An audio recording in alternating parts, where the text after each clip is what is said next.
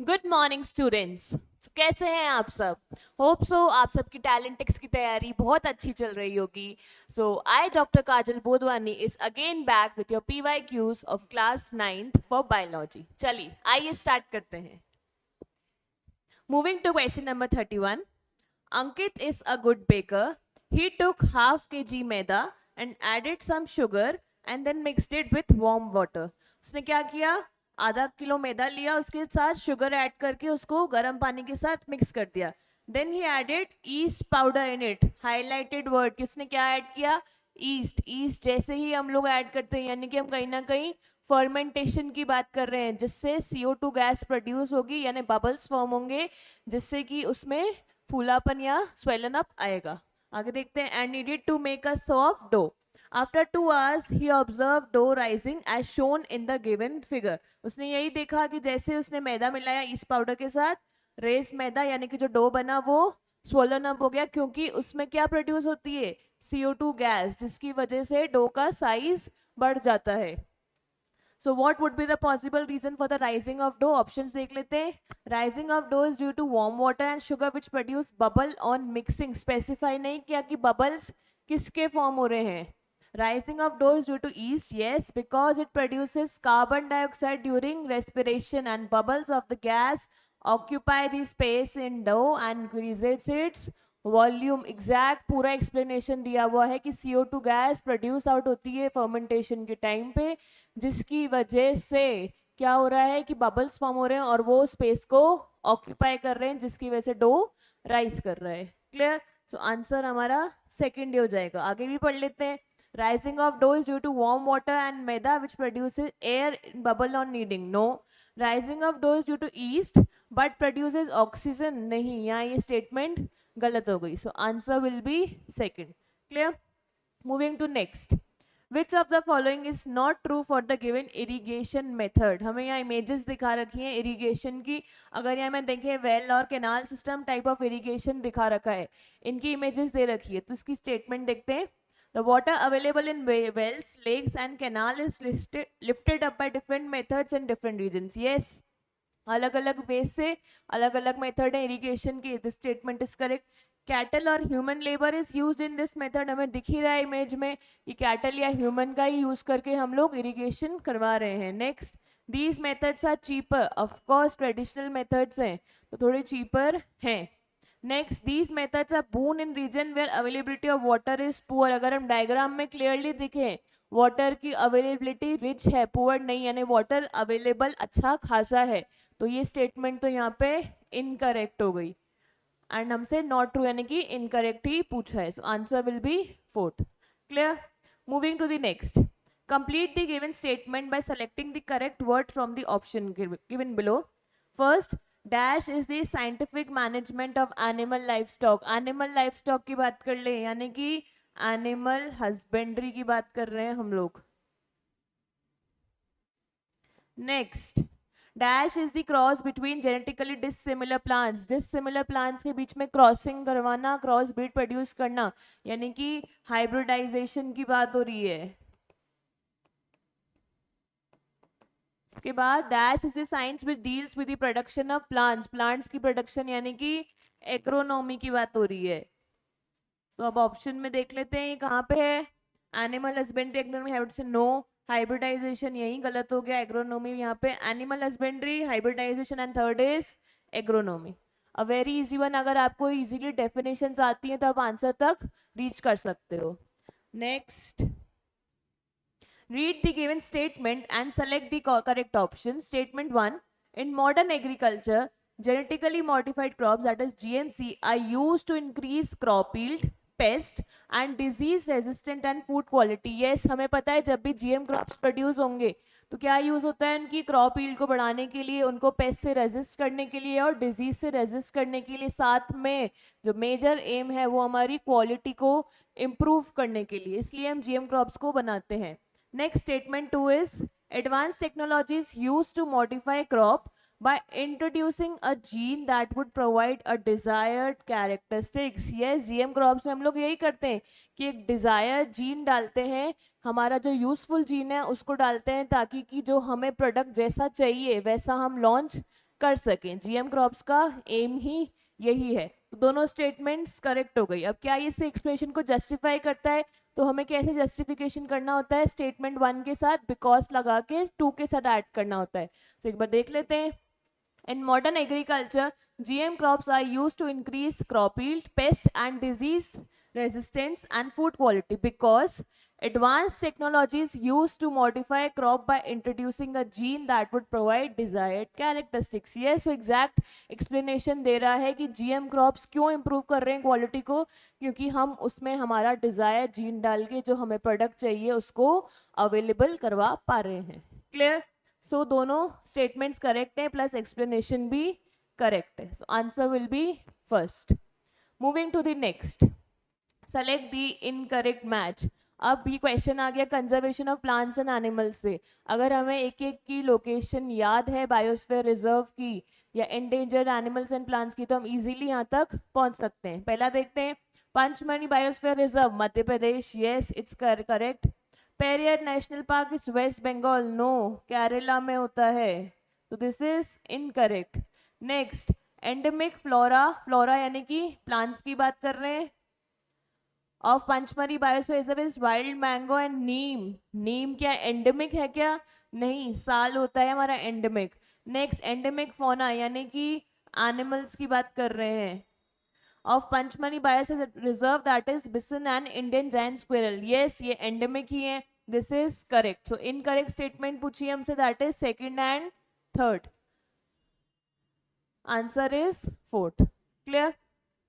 Moving to the next, Rohan went to circus with his father, they he observe some short heighted clowns, यानी कि short heighted यानी कि हम लोग dwarfism की बात कर रहे हैं। He was curious to know about them. He asked his father about the short height of clown. की reason क्या हो सकता है short height का, उसने ये पूछना चाहा। His father explained him regarding the function of master gland. Master gland कौन सी होती है हमारी? Pituitary gland.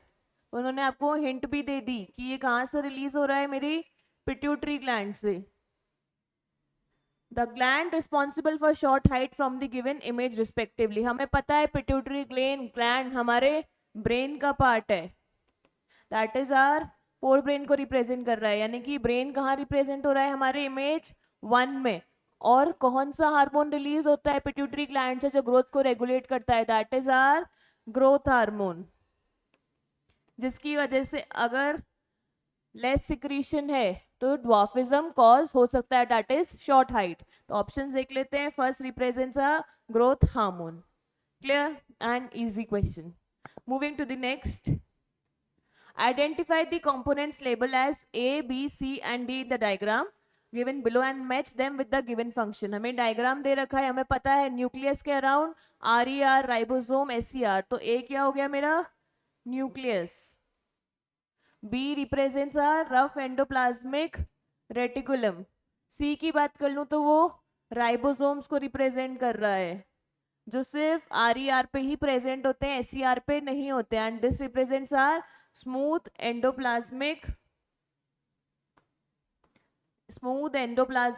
रेटिकुलम। तो अब इनके फंक्शंस देख लेते हैं। First, it contains heredity information, यानी कि ये न्यूक्लियस की बात कर रहा है, तो A is a first. Next, photosynthesis, ये तो क्लोरोप्लास्ट करता है तो इसका रोल कुछ भी नहीं है यहाँ पे। प्रोटीन सिंथेसिस, RER भी कर रहा है प्लस राइबोसोम भी कर रहा है, यानी कि B, C दोनों। लिपिड सिंथेसिस यानी कि SCR, that represents our D। Detoxification again SCR। It controls the metabolic activities of cell, ये कौन करता है? न्यूक्लियस। So A, power house of the cell is mitochondria, यहाँ रिप्रेजेंट नहीं किया, and suicidal bag of the cell is हमारे lysosomes, तो ये भी रिप्रेजेंट नहीं किया है। सो हम ऑप्शंस देख लें, A nucleus, B Golgi body, तो यही गलत हो गया। A न्यूक्लियस, B SCR, यहाँ भी गलत। A न्यूक्लियस, B SCR, यही गलत। A nucleus, RER, ribosome, SCR। Function भी चेक कर लेते हैं, first and sixth, third, fourth and fifth, so answer is fourth. Again NCERT का डायरेक्ट डायग्राम है, डायरेक्ट वहीं से फंक्शंस है, हमें अच्छे से पता है एक एक लेबलिंग, तो हम आंसर तक रीच कर सकते हैं। Clear? Moving to the next, read the following statements. P is the vector of sleeping sickness. Protozoa की बात हो रही है. प्रोटोजोआ दैट इज ट्रिप्नोजोमा, वो करता है sleeping sickness. Next, Q is an antibiotic isolated from bacteria Streptomycin aureofaciens which is used to treat infections caused by bacteria. Bacteria यानी कि एंटीबायोटिक की बात की जा रही है. कौन सी एंटीबायोटिक जो स्ट्रेप्टोमाइसिस ऑरियोफेशियन से होती है? वो होती है मेरी tetracycline. Next, R is capable of breaking down toxic and hazardous substances in the environment. यानी कि हमारे environment की क्लीनिंग हो रही है जो कि बैक्टीरिया या फंगाई दोनों ही करते हैं. Next, S is a disease that is caused by a worms in which swelling of lymph nodes occur. Highlighting point कि lymph nodes की swelling हो रही है, यानी कि कहीं ना कहीं ये फ्लेरेसिस की बात हो रही है. एक बार ऑप्शन देख लेते हैं. Select the correct option regarding P, Q, R and S. P is a protozoa, ये सही है, but Q is Gristio this is wrong. S is trypanosoma, नहीं, S trypanosoma नहीं है, S तो मेरा फ्लेरेसिस है. R is Bacillus anthracis, again wrong. R could be bacteria, yes, and Q could be tetracycline. ये स्टेटमेंट करेक्ट हो गई. P is a protozoa, यहाँ तक सही था, but S is scabies. Scabies मेरी स्किन डिजीज है, ना कि lymph nodes को अकर करने वाली है, तो this statement is again wrong. So answer is third. Clear? Moving to the next.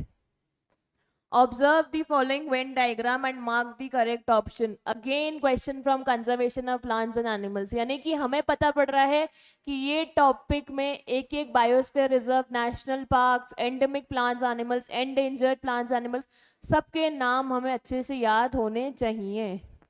चलो देखते हैं एक बार.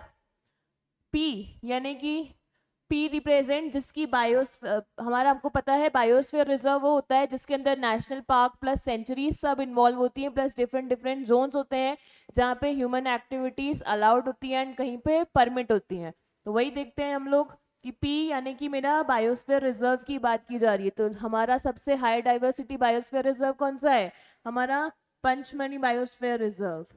तो उसी की बात हो रही है. उसी के अंदर मेरे नेशनल पार्क्स एंड सेंचुरीज आएंगे. तो ऑप्शन में मैच करते हैं. P सतपुरा नेशनल पार्क नहीं, पंचमनी बायोस्फीयर रिजर्व हो सकता है, ये भी हो सकता है, एंड बोरी सेंचुरी, तो दिस इज नो. तो अब ये दोनों ऑप्शन में से हमें सेलेक्ट करना है.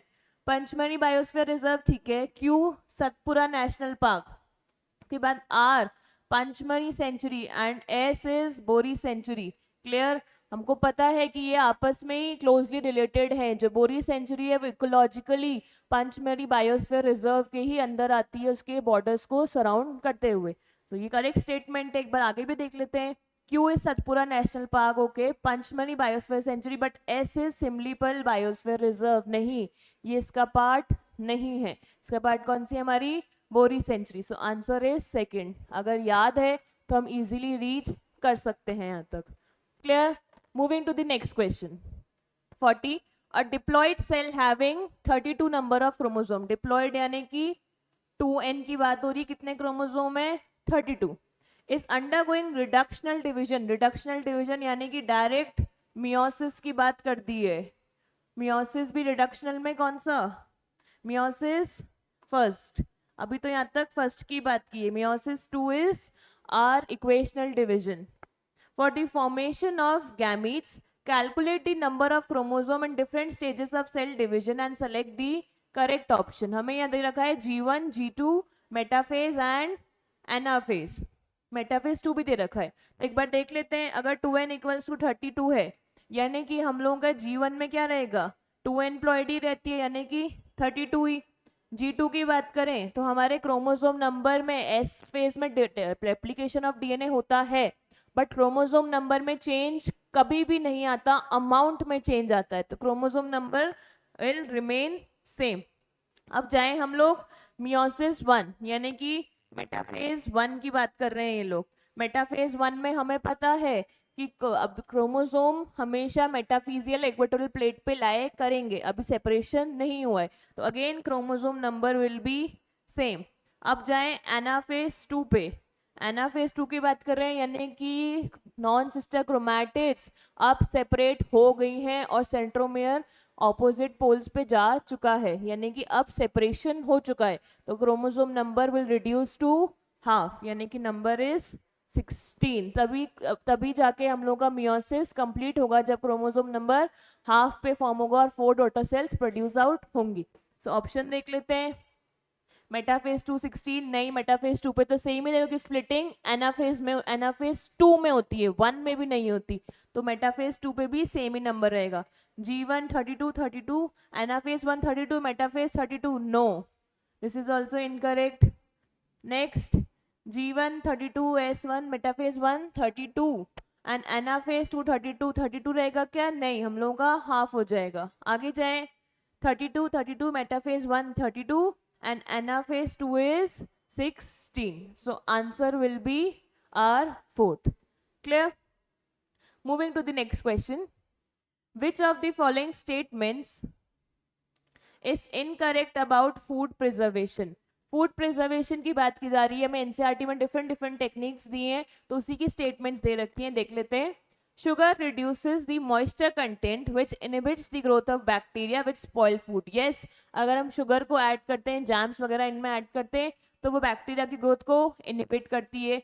Next, sodium benzoate and sodium metabisulphite are chemical preservatives. Yes, ये केमिकल्स ही हैं जो हमारे माइक्रोब्स की ग्रोथ को इनहिबिट कर रहे हैं। Again, salting is use to preserve amla, raw mangoes and tamarind. Yes, ये स्टेटमेंट भी सही है कि इसको प्रिजर्व करने के लिए सॉल्टिंग ही यूज करते हैं। Next, in the process of pasteurization, milk is heated about 70 degrees Celsius for 15 to 30 minutes. क्या मिनट स्पेसिफाई होता है क्या? वहाँ पे सेकेंड्स होते हैं स्पेसिफाई, कि लास्ट में हम लोग कुछ सेकेंड्स के लिए उसको हाई टेम्परेचर पे हीट करते हैं, बाद में चिल करने के लिए रख देते हैं। क्लियर? सो इनकरेक्ट स्टेटमेंट पूछिए हमसे, that is our fourth. Next, which of the following statement is incorrect for the cell organelle? अगर incorrect की बात कर लें हम लोग, membrane biogenesis is the function of ER। membrane biogenesis यानी कि जो आपस में एंडोमेम्ब्रेन सिस्टम कनेक्टेड रहते हैं, तो ER उसका पार्ट है, तो this option is correct. Leucoplast is a double membrane, leucoplast यानी कि क्लोरोप्लास्ट का टाइप है, दैट सॉरी प्लास्टिड का टाइप है, that is a double membrane, यानी कि प्लास्टिड डबल मेम्ब्रेन होते हैं। Bound organelle and pigments are absent. Yes, pigment absent होता है क्योंकि कलरलेस है ये। Next, lysosome and ribosome both are single membrane bound organelles. Lysosome तो है but ribosome is membraneless, so this option is incorrect। Ribosome is an universal cell organelle. Universal यानी कि दोनों में मिल रहा है, प्रोकैरियोट्स में भी एंड यूकैरियोट्स में भी। प्रोकैरियोट्स में 70s type of and eukaryotes में 80s type of. This statement is also correct. हमसे इनकरेक्ट पूछिए, that is our third. Clear?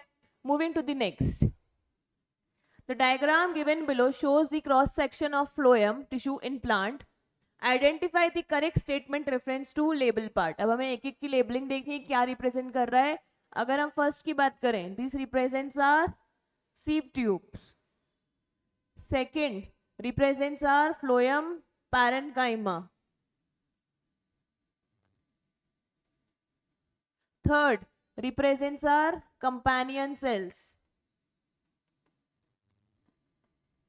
and fourth represents our sieve plate। Exact NCERT का diagram है, वहीं से एक एक की इंफॉर्मेशन दी है। चलिए देखते हैं। Part 1 show sieve tube which are nucleated. क्या सीव ट्यूब में न्यूक्लियस होता है? नहीं। अगर डायग्राम में भी दिखे तो क्लियरली दिख रहा है वहां कोई न्यूक्लियस प्रेजेंट नहीं होता है, ई न्यूक्लिएटेड है, तो ये स्टेटमेंट तो यही रॉन्ग हो गई। Next, part 3 shows companion cells which are associated with sieve tube and they have dense cytoplasm and prominent nucleus। हमें इजीली दिख रहा है कि sieve tube के associated होते हैं, प्लस साइटोप्लाज्म भी डेंस है, न्यूक्लियस प्रेजेंट है, ये स्टेटमेंट करेक्ट हो गई। Next, part 2 shows phloem parenchyma which helps in radial conduction of water। जहां भी parenchyma आ रहा है यानी कि स्टोरेज का काम करेगा। किसकी स्टोरेज? फूड की storage. This statement is wrong. Next, part 4 shows sieve plate, yes, but which have the end walls perforated by pores present in the companion cells. क्या sieve plate companion cells में present होता है? नहीं, वो sieve tube का ही part होता है. So this statement is also incorrect. So correct statement is our second. Clear? Moving to the next. The cutting and gathering of crop after it is matured is called as X. यानी कि हमारा crop जब mature हो गया तब उसकी cut कर रहे हैं तो उसको क्या बोलते हैं हम लोग? Harvesting, which is done by a tool, harvester. Next, after this grains are separated from a crop by a process called Y. अब ग्रेन्स को मुझे सेपरेट करना है अलग अलग स्टॉक्स को, तो उसको हम बोलते हैं threshing. And next, Z represents is the process of separating the hay and chaff from the grains. अब chaff को remove out करना है यानी कि dust को, that is winnowing. तब options देख लेते हैं. which of the following is correct regarding x, y and z? Z is done with the help of a wind in which grains along the husk is allowed to fall from a height. यानी winnowing की बात कर रहा है कि wind की help से करते हैं and husk यानी कि chaff remove out होता है एक height से, क्लियर करते हैं ग्रेन्स में से. This statement is correct. X can be done by combine और मैनुअली बाय अ सिकल. यानी कि हार्वेस्टिंग हम एग्जैक्टली मैनुअली भी कर सकते हैं by a sickle. This statement is correct. X is process known as threshing. No, X is harvesting whereas y is winnowing, y is threshing. This statement is wrong. Correct statements are both 1 and 2. Clear? Moving to the next. Study the given Venn diagram and select the correct option. अब हम देखते हैं हमें इसमें क्या दे रखा है. P की बात करें, P is a living tissue. यानी कि लिविंग टिश्यू हमारे कौन कौन से हो सकते हैं? या तो पैरेन्काइमा हो गया या कॉलेनकाइमा हो गया, दोनों ही लिविंग है. Next, Q, it helps in increasing the width of the stem. Stem की विड्थ को इंक्रीज कर रहा है यानी गर्थ को इंक्रीज कर रहा है. गर्थ को इंक्रीज करने के लिए कौन सा टिश्यू मेरा? Lateral meristematic tissue.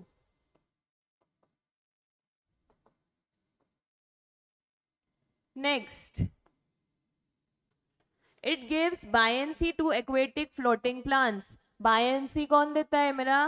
पैरेन्काइमा. उसी की बात करते हैं. That's a modification of parenchyma, वही बायंसी प्रोवाइड करता है. चलिए आइए एक बार देखते हैं करेक्ट ऑप्शन क्या है. P could be collenchyma. Yes, parenchyma collenchyma दोनों हो सकते हैं. तो विच इज प्रेजेंट इन पिटियोल्स. हमें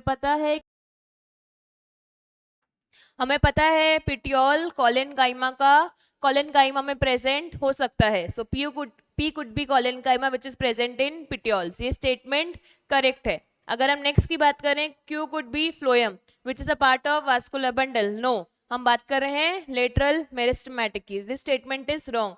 are is aerenchyma which is found in petiole of peepal. पीपल टेरेस्ट्रियल प्लांट है ना कि aquatic. So this statement is incorrect. So correct statement is first. So अब तक हमने देखा लेवल कैसा था. सो अगर आपको डायरेक्ट नॉलेज है, क्लियर कट, तो आप इजीली आंसर्स तक रीच कर सकते हैं. So wish you all a very good luck.